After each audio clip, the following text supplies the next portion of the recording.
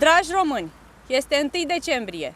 În urmă cu 104 ani, la 1 decembrie 1918, românii care locuiau în Transilvania, Banat și Maramureș s-au adunat în vechiul oraș Alba Iulia pentru a-și proclama solemn voința de a se uni cu românii care trăiau în așa numitul regat vechi, condus de regele Ferdinand și regina Maria.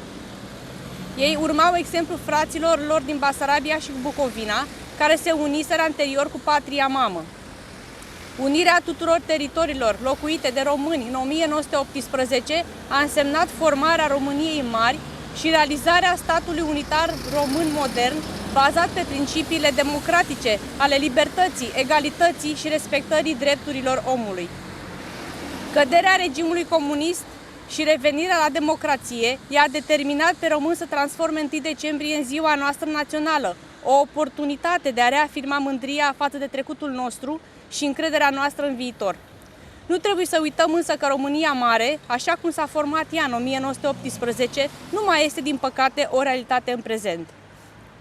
Ziua Națională a României marchează respectul pe care îl vom purta mereu unei generații care s-a dedicat cu toată ființa ei împlinirii unui ideal măreț și reprezintă simbolul unității, al sacrificiului și al speranței poporului român.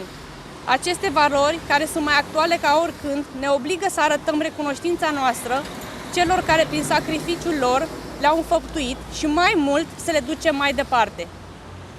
Provocările cărora trebuie în prezent să le facem față, în unitate deplină, reprezintă în fapt adevăratul respect și pioasa recunoștință că jertfa înaintașilor nu a fost în zadar. La mulți ani România! La mulți ani români!